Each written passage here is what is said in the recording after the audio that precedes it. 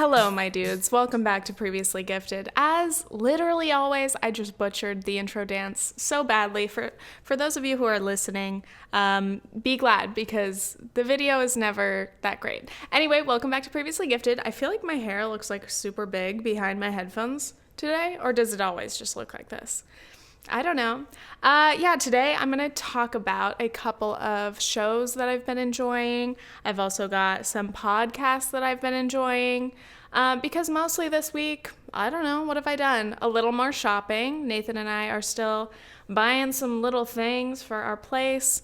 And then I've gone to school. Oh my God, I got a lot of stuff done this week. Let's talk about it. Welcome back. Missed you guys. Before I get started, I want to give a shout out to our patrons, as always. We have a Patreon. You can support the podcast with a small financial donation, and you get access to monthly bonus episodes. So, you can go to patreon.com/previouslygifted if you are so inclined. We have new patrons. Their names are, drumroll, I should never have done this. I'm sorry.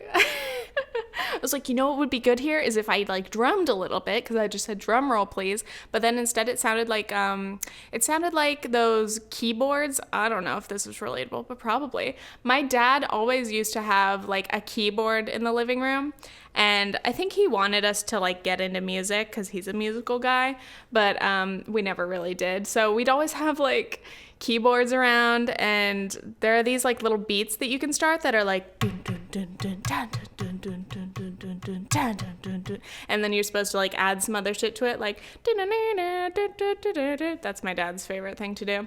So yeah, that just reminded me of that, and that was my drum roll, and it was shitty. In addition to the keyboards, we also always had way too many harmonicas for a household of people that don't play the harmonica.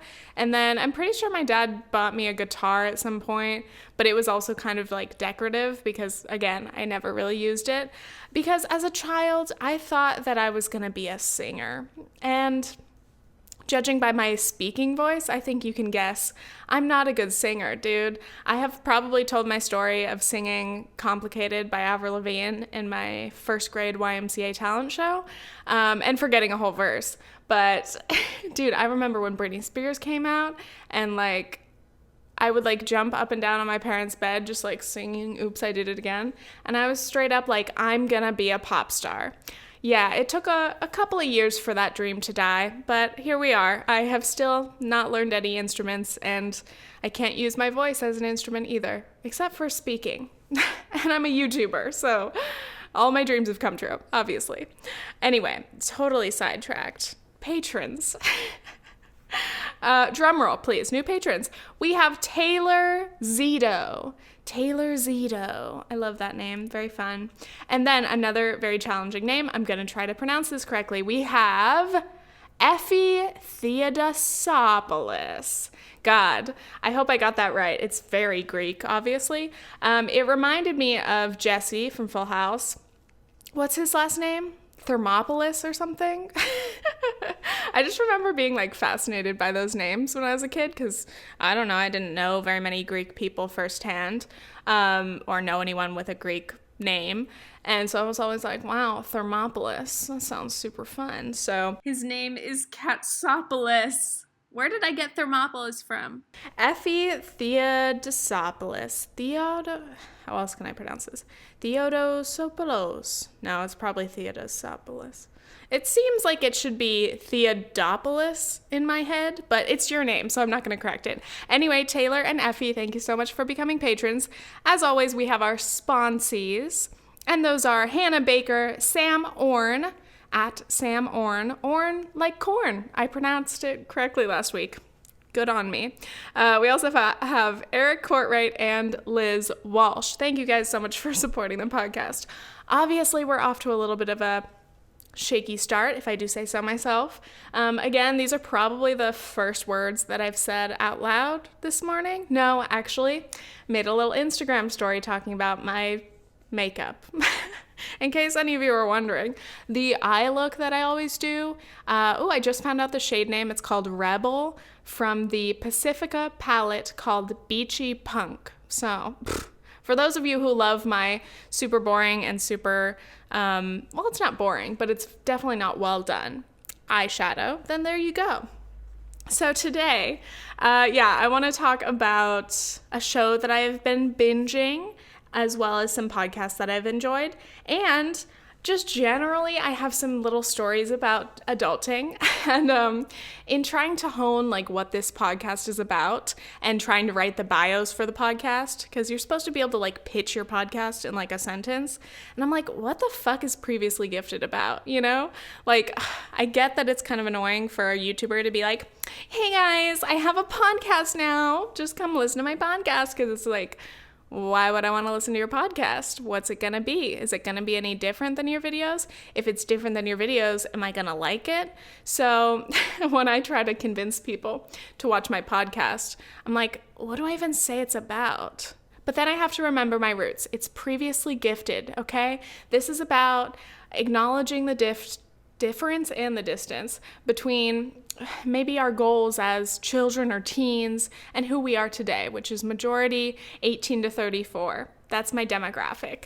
So regardless of how old you are, we're all still learning to adult. I have no doubt that when I am like 40 years old, there's still shit that I'm going to be working on and trying to learn and become a better functional human. You know, we're never going to be perfect, but it is good to be like, I don't know, organized and like stick to your budget, be responsible and all that. I know, boring, right?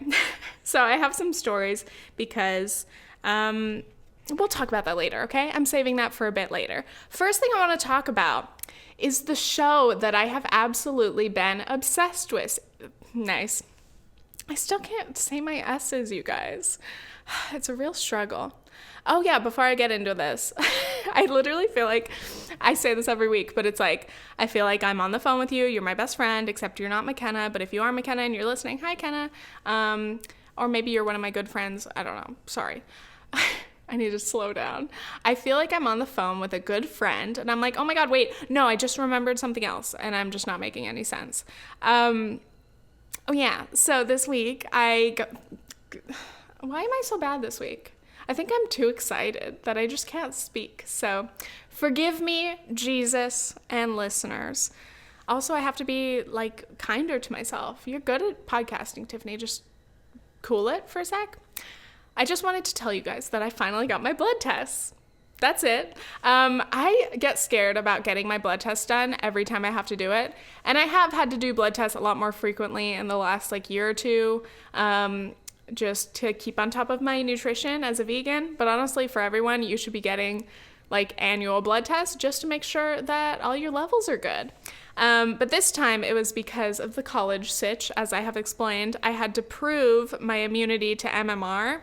I don't know if I explained this before, but so for the MMR, which is the measles, mumps, rubella vaccine, it's required at like almost any public school or any school at all in the United States, I believe. And you're supposed to get your first dose at age 1, and then you get your second dose, I don't know, sometime after that.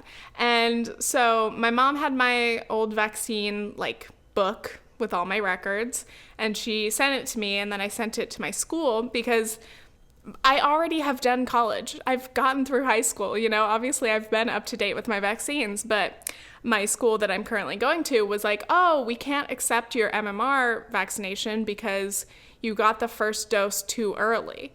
Like apparently, well, it's true because I looked at the record. I got the vaccine like a few days before my first birthday, and somehow that makes it invalid. And I was like, first of all, what the fuck? Like, is it really that strict? Like, I still got it. Like, would it really have made that much of a difference if it was a few days later? But anyway, so I had to go get blood tests done to prove that my body is indeed immune to MMR. It's called a titer test, I guess. But I was on the phone requesting this with my doctor because, of course, it was complicated to do. Annoying. And she was like, oh, it's about time for your annual physical anyway. Do you want to get your whole blood work done? And if you guys remember, I'm pretty sure I talked about this last year. I got a full, like, blood test last year, and it was like, I don't even know. I hate it. I think they took like 7 or 8 little tubes of blood, which is like a lot, I think. And I waited for the results, and then I call them, and they're like, oh, we lost your blood. You're going to have to come in and do your tests again. And I was like, are you fucking kidding me? I felt like I was going to die. You took so much blood from me. Again, I don't know how people donate blood, because I think that's a lot more blood than blood tests require, but still, I would not be good at donating blood. I would die before I even started. But I do feel very faint when I get blood drawn. I'm not a fan of needles. I'm okay with blood. I think it's the needles. I hate like veins, and I hate thinking about them. So anyway, this is like all triggering me. But so last year I was kind of scarred from that experience because I had to get way more blood drawn too many times. So she was like, oh, it's time for that again. You want to get it done too? And I was like, is it going to be a lot of blood? And she's like, yeah. And I was like, no. I was like, can we do like some of them and then do the rest in a little bit? Because I don't like doing it all at once. She's like, yeah, that's fine. So I went to the place and I posted about it on my Instagram story. But like, I literally get so nervous beforehand. I think about it, I get all woozy, and I'm like, it's fine, it's never that bad. But then I'm like, sometimes it's bad. But anyway, I went in there, and it was a new place, different than the one that I usually go to. But I sit down, she did it on my left arm instead of my right arm. I'm used to my right arm, I don't know. And, oh God, the worst thing is they tie your arm up. I'm sorry if this is triggering anyone else who hates getting blood drawn. But when they tie your arm and then you have to make a fist, it's just such a gross feeling. And I had one earbud in because I wanted to listen to music and try to distract myself. Same thing I do when I'm on a plane and there's turbulence and I also think I'm going to die. So I turn this music on, and it's going. I can feel her changing little vials. And I'm like, okay, there shouldn't be that much more. It's almost done. And then it was done. And I was like, oh, cool. And I stopped my music, and it was at 45 seconds. So she had taken all of my blood that she needed and put the little wrap thing on my arm in less than 45 seconds. I was like, oh, that wasn't so bad. And like even just the initial needle didn't feel bad. I was like, maybe this lady is just really good at drawing blood, because this was a very simple experience. So anyway, I just wanted to tell you guys that because I'm really proud of myself. Though I am a little worried that I have to get more blood drawn soon. I have to change insurance because, you know, coverage and all that. So I have my new plan starting in March, and this one ends now. And I'm going to be paying more for the new plan because I plan on making more money this year. That's the real adulting tea. But I'm like, I should take advantage of this insurance that I have while I have it so that I don't have to pay more to get more things done after in the new insurance coverage time. So I don't want to get more blood drawn, even though I just told you it was easy and not that bad and took less than a minute. I'm still like, ugh. Literally the anticipation is worse than the actual thing, but that's still scary. It's still valid, right? Anyway, this almost felt like a little stand-up moment, and that is a good segue into what I wanted to talk about, which is the show that I've been binging. It is called The Marvelous Mrs. Maisel. I have seen this. It's available on Amazon Prime. It may be available on other platforms. I had seen it so many times, and I never really seemed that interested, and I swear to God, I thought that it was starring Keira Knightley. I don't know why. Sorry, I'm like burping almost. Love that. Yeah, I don't know why I thought that it was Keira Knightley, but like every time I saw the little thumbnail of the show, I was like, oh, that's Keira Knightley in some period piece or whatever. I don't know if I'm interested. I don't know why. It's not like I don't like Keira Knightley. But recently, Lex Croucher was posting on her Instagram story, which I love Lex. I'm like her biggest fan. I want to be her friend so badly. So if you're listening to this, any of you, and you also follow Lex Croucher, just let her know, like, T-Ferg's a fan of yours. Next time she's in England, hit her up. Or she can come to New York. We'll hang out, right? Anyway, she posted about, like, binging The Marvelous Mrs. Maisel, and she's like, oh, this show is so good, blah, blah, blah. And I was like, I will take that recommendation to heart. So Nathan and I, oh my God, what happened? Oh, we finally had all of our groceries. So now we have our living room. We have everything that you need to be able to sit and be functioning people. We still don't have a dining room yet. Oops. We don't have a table. So we've been eating right here. But we made dinner one night earlier this week or last week and sat down and we're like, well, let's find something to watch, because we're big like TV dinner type of people. Not TV dinners, but like eating while watching TV. Yeah. But we turn on The Marvelous Mrs. Maisel, and I swear to fucking God, it is the best show ever. We are literally halfway through the second season already, and we've only been watching it a few days. But it is about a housewife in the late 50s in New York who becomes a stand-up comedian. And it's just so... It's so good. I can't even say everything I want to say about it. I have a pretty interesting like perspective, or like lack of perspective, on Jewish New Yorkers, because she's Jewish, and the fact that like her family's Jewish, whatever. Being Jewish is a big part of her culture and the show. So I have a kind of interesting perspective on that, because the camp that I've worked at and that Nathan has worked for is largely Jewish. Like almost every kid who goes there is Jewish. It's a lot of Jewish families. It's a lot of Jewish mothers. The accent. From New York, Long Island, New Jersey, you know, that kind of area. And the camp is up in the Catskills. So over the past 2 years, I've gotten to know Jewish culture a little bit more. And it's just fascinating because, like, I mean, the kids who go to the camp, the families, they're very wealthy. It's a pretty pricey camp. So it's like, you know, wealthy Jews of New York. And being from California, I honestly didn't know very many Jewish people. I literally can name like one kid specifically that I heard mention that he was Jewish. We definitely came from like a very Christian area, some Catholics as well, but definitely Christian. Wow, can you hear that siren? We're in New York City. Did you know? I live in Queens now. Cool. But anyway, I love like people watching and getting to know these like, you know, my girls at the camp were the teen girls. So getting to know my teen girls and kind of like what their life was about. Not a lot of it was about them being Jewish, but I think there's the religious part of being Jewish, and then there's the actual like cultural part of being Jewish, if I'm correct. I mean, again, this is just from me watching and absorbing some information. But yeah, there's a lot more to being Jewish than just strictly religious things. So there are a lot of stereotypes, and there's a lot of like funniness about being Jewish. So anyway, this is a really great period piece show, because not only do you get to see the 50s in kind of a good way. I mean, you definitely see like some racial issues come up, and you see definitely a lot of sexism come up in the show.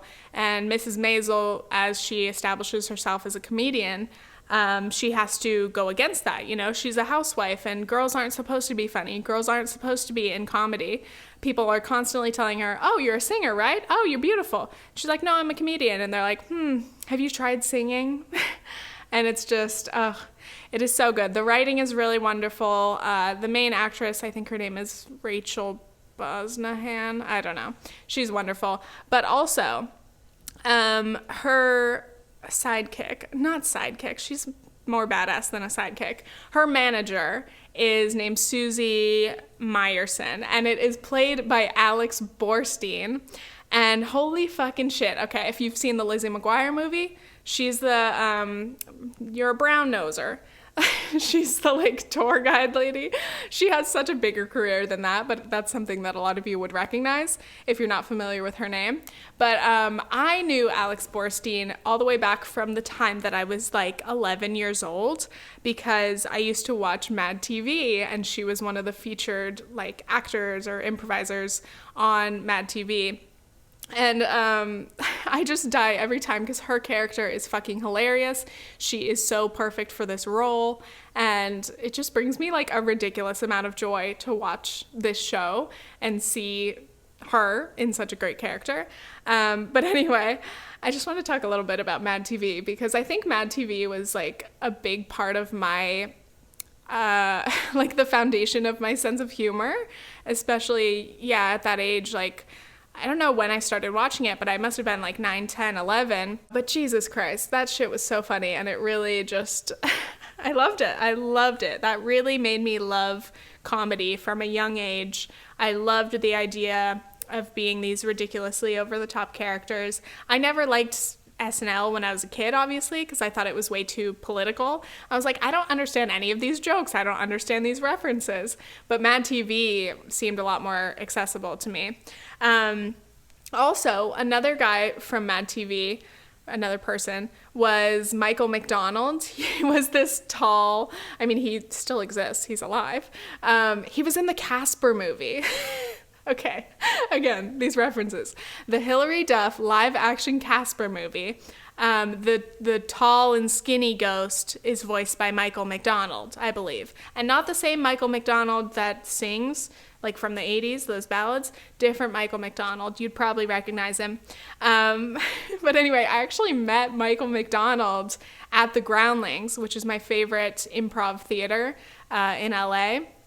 I met him at the Groundlings a few years ago, and I swear to God, I was so excited. I got a picture with him and everything, but that just made my life.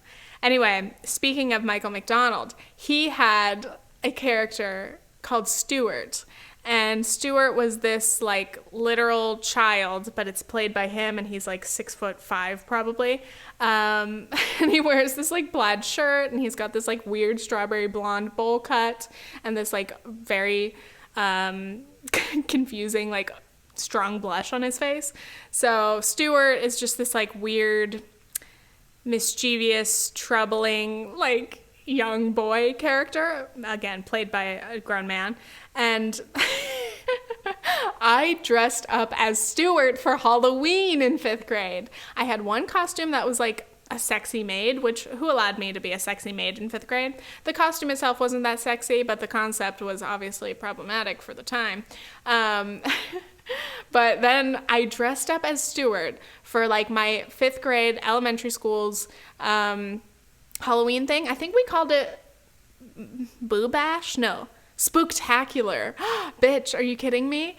I went to the Spooktacular dressed like Stuart, and I have the greatest picture somewhere. I don't know where I could find it. But I did my makeup. I got a fucking wig. I put on the weird plaid checkered shirt, and Stuart does all these, like, weird things with his body. Like, he's always, like, stretching out and, like, trying to, like, lay on the floor and stuff.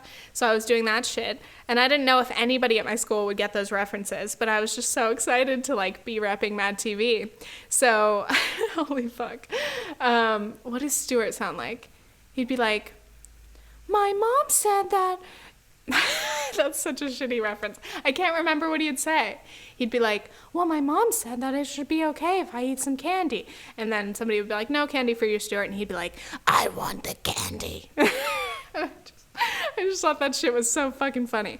And then Stuart's mom, I also tried to learn how to do an impression of that character. And her mom would be like, Stuart, you gotta sit down, baby. You gotta sit down and be a good boy. And he'd be like, I don't care. Oh, that's the thing. He would always fucking whisper. That shit is so funny. I think my impression of Stuart's mom is actually pretty spot on. Stuart, what are you doing, Stuart? Oh, God. Aren't you guys glad I'm not doing comedy anymore? No, but, like, I don't know. It's still a part of me. I'm going to take a quick break and give us a little pause, and then we'll get back and chat about more things. Thank you guys for listening.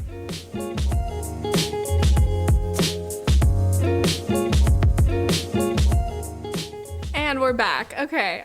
Before I leave the topic of comedy completely, I just want to chat about this because I've just been reinvigorated by it. So, watching The Marvelous Mrs. Maisel, I love it. Stand-up is such a unique thing. I fucking love going to comedy shows. I literally would much rather go to a comedy show or an improv show, whatever, stand-up, than go to a concert. Though I love music, I just feel like a lot more comfortable if I'm allowed to sit. Honestly, that's probably it. I get to sit, have a drink, and just have some laughs, you know? Concerts stress me out because I don't want to stand. I don't want to be pushed by people. Like, I don't like having to like stand on my toes to try to see shit. I'm just lazy. So I fucking love comedy, and it's always been something that I've been very into. But TBT, like back at like 18, I wanted to pursue comedy. Like I was like, I'm going to be a comedian. And, my best friend McKenna and I were like, okay, we're going to move to LA. We're going to do the struggling artist thing. We're going to take some groundlings or like UBC or whatever, any of these improv troupes courses, and we're going to learn comedy, and then we're going to get in there and we're going to fucking kill it, because that was the thing. Even in high school, we would go up to LA and go to groundling shows and stuff, and we were like, wow, this is so fucking funny. It's so amazing what they do. They're so good at improv.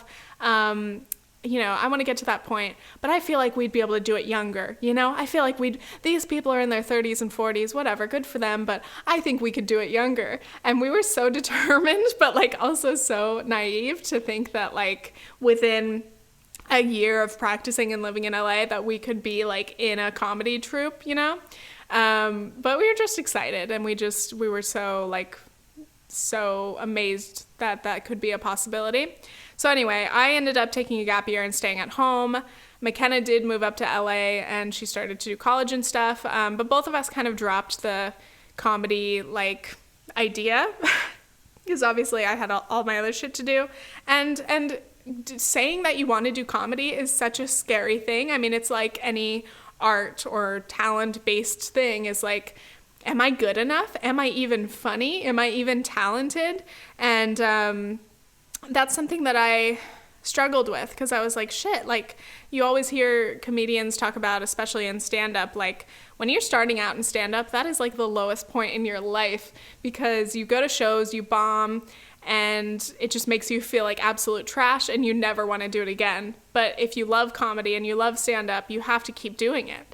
And I'm super inspired by it, but still, I don't think that that's quite the path for me. But sometimes, you know, even on this podcast for a couple minutes, if I'm telling a good story and I'm telling it right, I'm like, damn, this would be like a good stand-up set, you know? Maybe it's still something that I should like look into and try to practice and see if I could maybe get like a 5 or 10 minute set. Because I'm sure it would be an amazing feeling to be able to perform on stage and do something like that. By the way, it's snowing. Or is it raining? I don't know. I'm looking out there. It looks pretty bad today. Anyway, yeah, comedy, you know?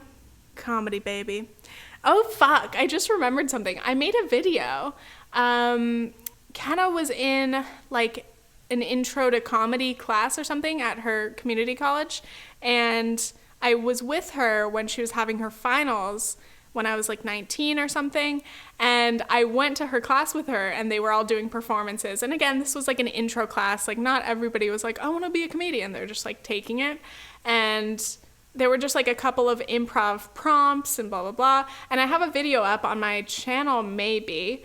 I got up in Kenna's class that I wasn't even in, and I got up and did some like improv shit and like made up a monologue, and I was telling all these jokes, and I was just like, fuck, this made me feel so alive. I was like, you know what? Again, I believe in myself. I think I'm funny. I think I could do it. But shit, I don't know. I'd have to look it up. It'd probably be very cringy for me to look it up right now, but like, I don't know. It's just fun. It's fun to be reminded that like you can have hobbies and you can have things that make you feel alive, you know? Like, you don't have to be the best at something for it to make you feel really good about yourself or make you feel good in general. So anyway, that's just a little reminder for myself, mostly. Just like, damn, if I wanna, you know, dabble in it, if I wanna try it out again, stick my toes in the frickin' water, why not? Okay, my next thing that I wanted to chat about were just a couple of great podcasts that I have listened to lately. The first one is This Might Get Weird with Grace and Mamrie. If you're familiar with YouTube, I'm sure you're familiar with them. I just watch it, I listen to it every week, and they're only a couple episodes in, probably like 10 or something, but I just love it. I haven't really watched a lot of Grace's content in like years, but I really enjoy this podcast because it just feels uncensored and it just feels like them.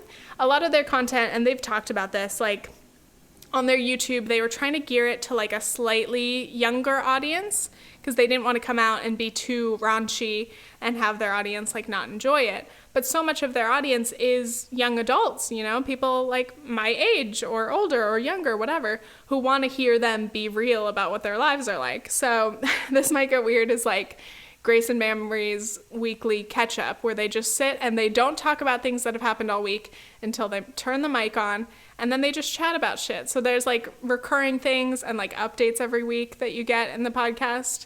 And when I'm, you know, doing my commute or whatever, I always enjoy listening, and it's just a great pod. Another one is called In Line with Ameriberry. So my friend, YouTube friend, Katherine, we've actually never met in person, but we've like talked like we are actual real life friends for years. Someday it will happen. I will either go up to the Bay or she'll come out to New York and visit. But Katherine and her friend Sara have a podcast called In Line with Ameriberry, and the concept is basically like them. They love to do Twitter polls and like discuss that, but it's like the concept is just best friend chatter, like as if they were in line at Disneyland or something. Like this is the type of shit that they talk about.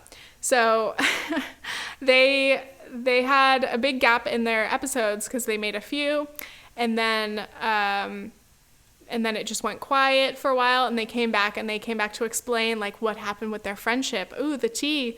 Because I guess they like went through something and now they've worked through it. But Sara is now moving to LA instead of staying up in the Bay, so they can't really do the podcast. But also, they gave me a shout out. Honestly, this is why I'm saying it. No, I love it. I was listening to the podcast and I was so excited to see a new episode. And then they were talking about like Facetune and stuff, and I was like, I wonder if she's gonna mention me. And then Katherine mentioned that she had watched my internet analysis about it, and I was like, yes, we love a shout out. Thank you so much. But anyway, it's such a funny feeling to be listening to a podcast that you love and then hear your own name. You're like, oh, that's me. Hello. That's how you guys must feel when you get shouted out for being patrons, right? But anyway, yeah, so sadly the podcast will not be continuing. Or if it will be very sporadic if they are able to record something when they see each other. But obviously they're living in Northern and Southern California now, so it'll be a little complicated. But Katherine is making her own podcast. It's going to be called 9 to 5, I believe. And it's about, you know, I think it's about like young people doing the 9 to 5 thing. So she'll be talking to some young professionals. And I think that'll be really interesting. I've always been very proud of Katherine. On her YouTube channel, she mainly made like college videos and high school, I think going way back, to help people through college. She went to USC. She graduated in 3 years, I think, and now she is working for Adobe. And she's just a very like inspiring, hardworking young person. And it's cool to see somebody like my age who really has their shit together and is working a 9 to 5 job, but still feels like really motivated and really creative and inspired, and you know, she travels a lot. So shouts out to you, Katherine.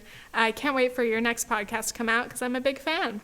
And then one last thing about Inline. So the last episode, there was one point where they were talking about I don't know, people from high school or something, I don't remember.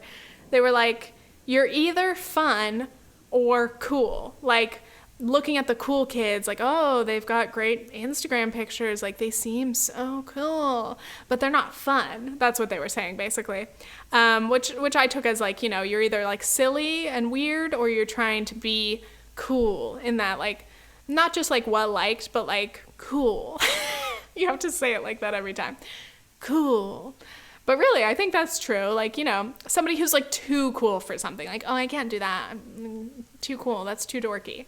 So while they were talking about this, they're like, oh, you're fun, blah, blah, blah. And I was like, am I fun or am I cool? Because I was thinking about it and I was like, I don't really feel fun anymore. Like, I think about this sometimes when I go back and see my old videos or something. I think about like who I was in middle school and high school, and I was so fucking silly and weird, and I just felt so like brave and like happy with my friends, and McKenna a lot, but like a lot of my friends are just really fun people, and I miss feeling like that. I miss the like freedom of being, 16 and just being silly.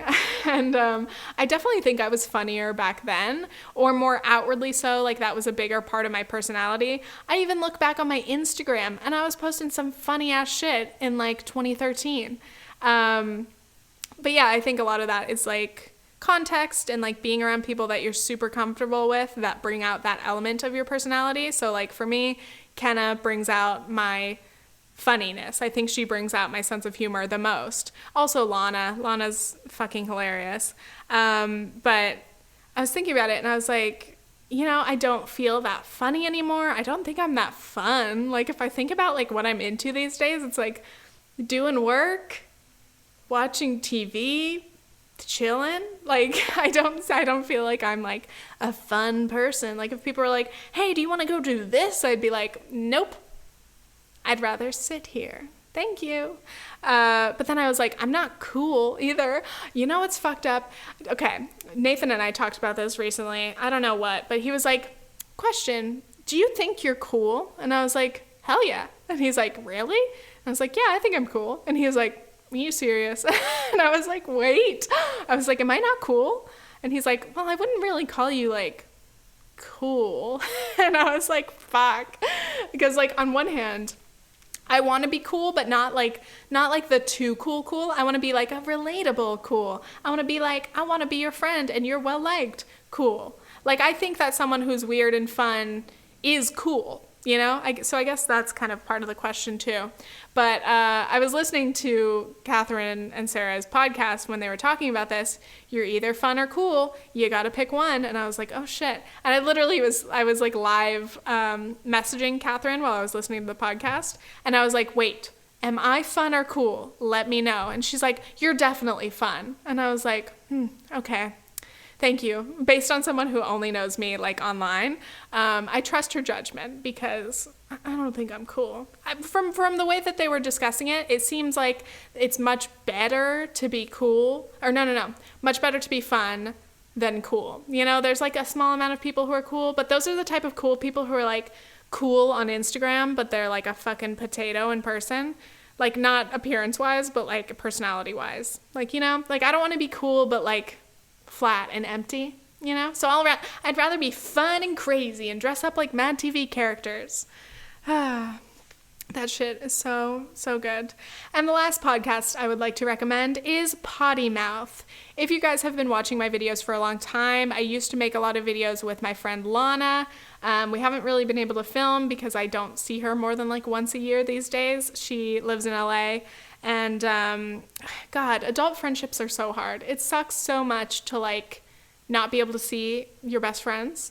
But anyway, she has a meme account called Meme City Trick. You should absolutely go follow it. It has been thriving. But she has a podcast called Poddy Mouth. And, again, she started it, like, 2 years ago. And then didn't make very many episodes last year. But she's back now, and I hope that she continues. But this episode of Poddy Mouth was mainly about, in the beginning it was about her meme account, and she was just talking about like what that meme account means to her and like what memes mean to her, and it was just really interesting to hear. And I consider Lana to be like one of the funniest fucking people I know, and her personality can seem very like, I don't know, I feel like she's a lot like louder of a person than I usually would be friends with, but that's why I love her so much, because when I hang out with her, when I talk to her, like she can go on these rants like in her podcast, and I can just happily sit there and absorb it because I just love to like watch her listen, or I love to watch her talk and laugh to herself, and it's just fucking hilarious. So this episode of Poddy Mouth was not like the funniest. It still had funny moments, but a lot of it was about, what she's learned over the past year and like how she's matured and grown as a young adult, which is really, I love to hear it. Again, we haven't really like caught up lately, so I got to listen to the podcast and like hear what she's been up to, which is always really nice. And, you know, it's cool to see somebody who we became friends, when I was like, maybe when I was a sophomore and she was a freshman in high school. She was a big fan of my YouTube channel, but then like we became friends, and like I feel like we were really unlikely friends, because I don't think she had come out of her shell really. And then to see her like thrive, especially over the past few years, like since she graduated high school, she's just become more and more herself, and she is just like such a wonderful person. So anyway, it was great to listen to her podcast and hear what she's been up to. She's been through some tough shit, especially in the last year, but like it's just nice to hear other people talk about growth and becoming like a better, like more thoughtful person. Like she was talking about how I think she mentioned how she thinks she's less funny than she used to be, and I was like, damn, is that just part of growing up? Shit. Like, well, I guess part of it is like you learn to kind of censor yourself, and I used to think that would be the worst thing I could do. Like, I used to be really edgy in my YouTube videos, and these days it would seem normal for like a 17-year-old vlogger to do this, but I would like cuss in my videos, and like I didn't care, and I was like, I'm gonna be real, blah, blah, blah, I'm gonna be messy. But it wasn't really the norm back then, especially for someone of my age. People were always like, you should be careful what you say on YouTube. Like, you have to censor yourself. It's not appropriate to say swear words. And I was like, fuck you, bitch. But I was so edgy. It's so cringy to watch my videos because I was like in such a sarcastic kind of mood. And I was like, ew, was I really like that? Like, I seem kind of intolerable, you know? But also, that's like the camera persona. Like, I don't know what I was like in person really at that age. But I definitely have toned it down now. But it's also because my content is different, and I could still make like a silly vlog or something. Or even this podcast. It probably seems very different than like my internet analysis series, in which I am trying to seem more polished and like, you know, I want you to hear what I'm saying, so I'm not just gonna be like, this is fucking shit, fuck, Facetune is fucked, dude. It's like, you know, like, I want to put together something that sounds, you know, that I've actually put research and time into it, because I want it to be clear. I want to be careful about the words that I'm using and how I describe things, because I know how much weight that can carry.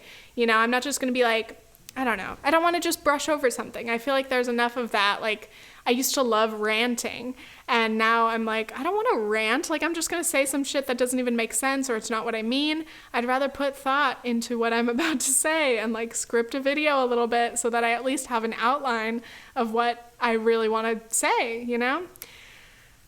We've gone through a lot in this episode. I'm giving you guys a lot of little pieces into, you know, comparing myself to my younger self. So I think that is a good segue into our last little section, talking about adulting. So it's weird because, okay, so this apartment, I'm like losing my voice. This happens at the end of every episode. We talk about it every week. This is Nathan and this is our first apartment alone together. And it's interesting. I think about like my living situations throughout life. I lived with my family through my gap year, and then I moved to a dorm in college, and that was a year. And then I lived with friends for some periods of time while like in between school and stuff. And then I lived in my own room for literally the only time in my life. I have always shared a room with my siblings growing up. And then, oh, ow, hold on. Hello?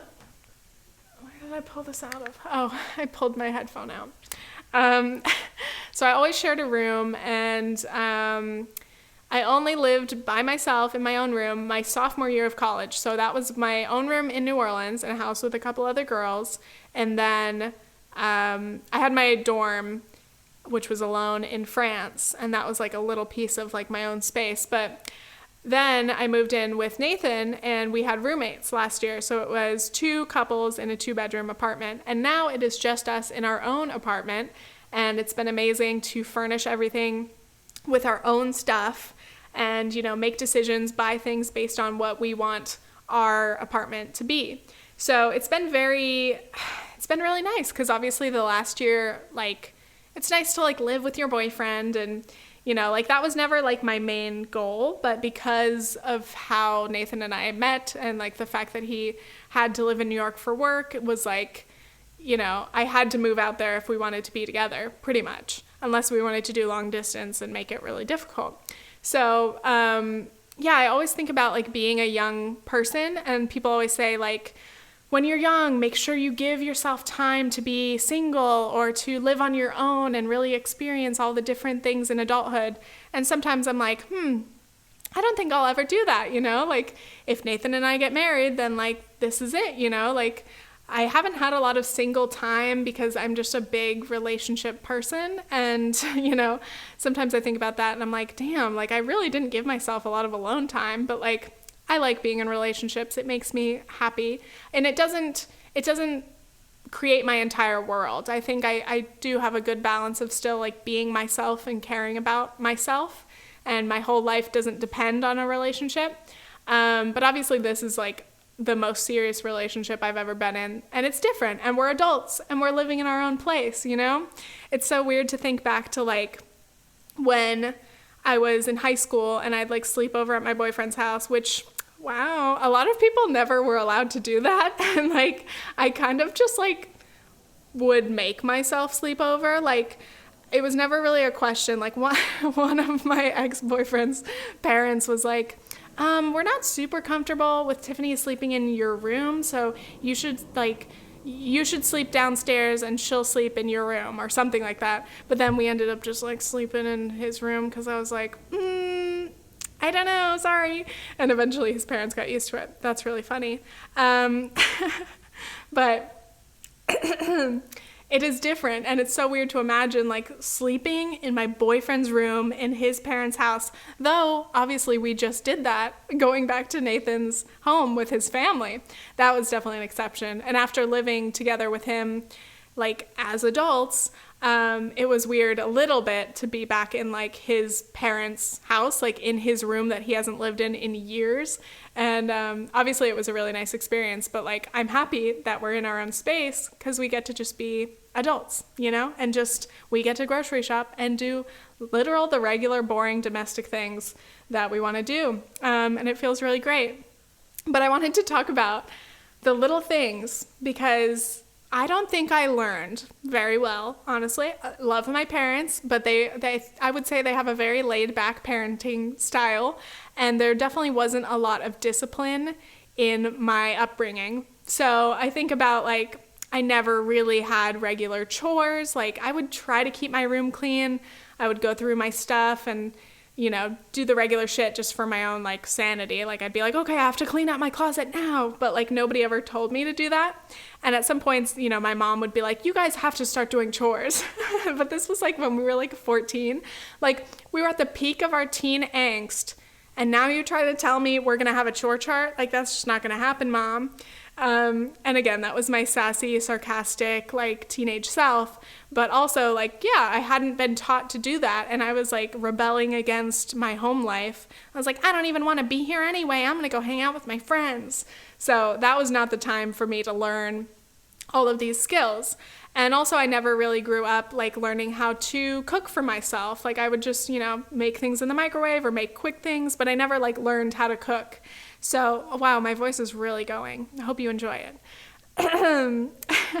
So, yeah, it's been like highlighting all of these things because Nathan grew up in a very, like, I wouldn't say strict. His parents are definitely laid back too, but like I think he had a little bit more structure in his upbringing than I did. So he's just got certain things where like his biggest thing for me is dishes. So like I am the type of person who will leave some dishes in the sink and then I'll get back to them when I can get back to them. You know, I'll make food, put them in the sink, whatever, come back a couple hours later, do it. Nathan is the type of person who will make dinner and immediately wash his dishes before we even start eating. Or at the very least, like put everything in soapy water and immediately when we're done eating, he will wash them and, you know, finish that.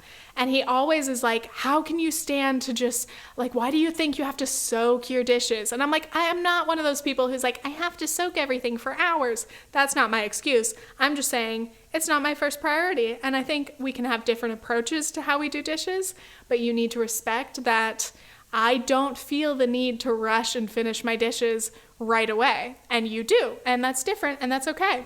So anyway, there have been a lot of things like that where I either notice like that I just have never learned like certain skills.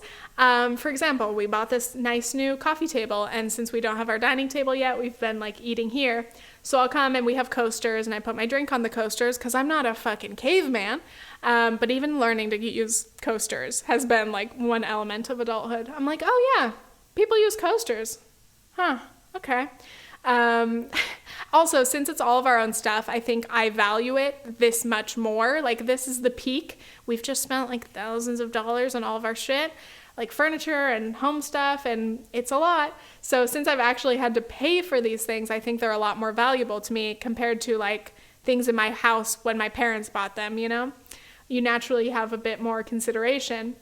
So I'm good with coasters, but then I'll come and put a plate down and he'll go, oh my God, you're gonna scratch the table. And I'm like, this plate is gonna scratch the table? And he's like, yeah, that's what you use placemats for. And I was like, huh, really? I straight up didn't know that people used placemats like for practical reasons. Like, if anything, I was like, oh, it's maybe to prevent like spilling on the table, I guess. But yeah, I never thought that like you would use placemats to not scratch the table. So this is news to me. I'm like, oh shit, sorry. And so every time I'm bringing food out, sometimes I'll forget to put, you know, either like a towel or something under the dish to not put it directly on the table. And he'll go, ahem. And I'm like, okay, hold on. I'm learning. I'm literally learning this from zero. And again, Nathan's a couple years older than me. He did have the full college experience, living with other roommates and like learning how to be an adult and whatever. And he's just a couple years ahead of me. So I have to remind him, I'm like, hey, I went from my house, my childhood home, which didn't really teach me that many adult skills, which is normal. You know, not many people learn all their life skills before they even move out. And then I lived in dorms, and I didn't live like a normal life with kitchens and washing dishes and shit. I just ate whatever. And then last year, yeah, to be honest, I just didn't really try to be perfect. I still think I was good at cleaning, and I think I've gotten a lot better. But I'm just saying, like, you kind of have to treat me like a newborn baby. Like, I am learning, and it takes practice, and it takes time to build good habits. So there are a lot of things like, okay, I finally learned to make my bed first thing in the morning. Okay, I don't know if I did that as a kid. Maybe I did, but like to really like make your bed nicely, put all the decorative pillows back on it. Like, this is new to me, okay? But it's something that I enjoy now because I'm used to that routine, and I don't want to walk into my room and have it be a disaster. Okay, but am I learning to put all my clothes away right away? No. If I had a chair in my room, we have minimal furniture in there right now. If I had a chair, it would be a clothes mountain, because that is the habit that I have built over years and years, and it's bad. Every time I get dressed or I change, I'm not wearing that, it goes in the mountain instead of hanging it up or putting it back away right away. So I think Nathan gets a little bit impatient with me, but honestly, I am so lucky because Nathan being the clean one is much preferable than, does that make sense? Much more whatever. I prefer that over him being a slob, you know, because, I mean, not that a lot of my exes were absolutely slobby. That's not the way to say it either. Not that all of my exes were completely messy, but I never had dated someone or been in a relationship with someone who is as neat as Nathan is. So I appreciate it. I am glad that he cares about our house. I'm glad that he will clean, because there are dudes out here who literally still believe that it's more so the woman's job. And bitch, I know I work from home, but that doesn't mean I'm going to spend all day cleaning the house, you know? Wow, I'm going off.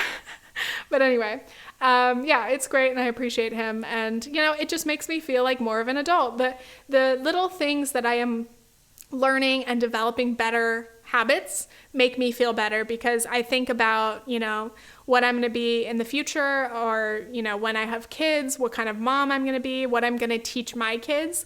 And I think it's really important for me to teach my kids the things that I didn't learn. Oh, great. The fucking memory card shut off on the camera. Hold on. Hello. We're back. Yeah, I want to teach my kids the things that I didn't learn, such as having regular chores, you know? I'm not going to be a crazy strict mom.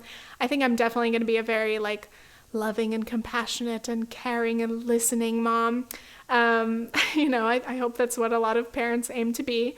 And I don't know how strict I'll be about, like, discipline and stuff, but I want my kids to have some structure. And I want them to learn, yeah, make your bed in the morning. It's not a big deal. Clean up things, like learn how to tidy things, like learn to do your dishes, or at least put them in the dishwasher, or learn, you know, put the dishes away, whatever.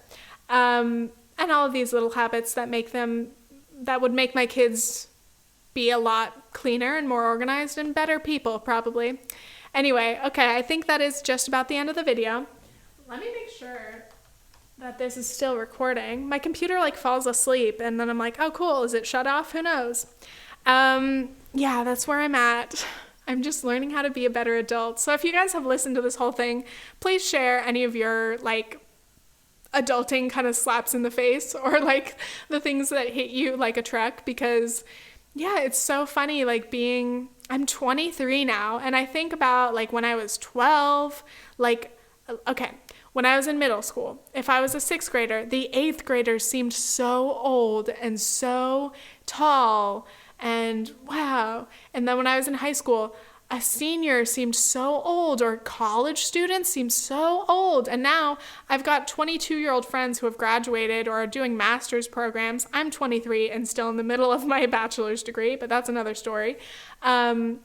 But I'm 23. Like, so many people, when we're young or whatever, we have these like timelines of our lives. And, you know, my parents had kids. My mom was like 19 when she had my oldest brother. So I have young parents. But a lot of people kind of base their life timeline off their parents. So like Nathan's parents had him at 25. Or that's how old his dad was. And he turned and passed 25 last year. And he's like, wow, it's so weird that I'm older than my dad was when he had me, you know? I think it's normal for us to have these timelines where it's like, okay, this arbitrary number, like, I would like to graduate college, and then I would like to be married by 25 or 28. I would like to have kids by 30. I would like to have 2 kids by 35. Like, all of these completely arbitrary things that we kind of make up when we're a lot younger, way before these decisions actually have to be made. It's as a whole other thing being, say, 25 and saying, okay, in the next 5-10 years, this is what I want to do, or this is what I hope to do. I don't know. But it's just crazy to be 23 right now and be like, holy shit, I'm a lot older than all of these like figments of my imagination. I've never been a huge one of like planning exactly like what I think I'm going to do with my life at certain ages. And obviously nothing has gone to plan so far, but it's just crazy to be 23 because that sounds like such an adult age. Like, I'm like, wow, I've been able to legally drink for 2 years. Like, that's crazy. And in 2 more years, I'm going to be 25, and then I'm almost 30. And that's how you accelerate and you get overwhelmed with life. But mostly I'm 23. I'm very happy to be this age. I'm happy to be an adult, but I'm still learning more and more adulting every day, and I accept that that will probably continue to happen for the rest of my life, and I happily accept that, you know. I want to keep learning and improving myself.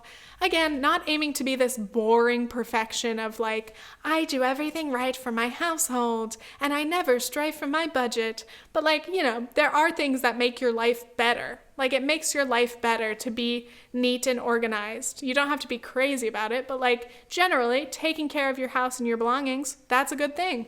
Being responsible with money, that's a good thing. You know, it's never gonna hurt you. So anyway, that's where I am. Thank you guys so much for listening, and stay tuned for another episode of Previously Gifted next week. Okay, thanks, bye!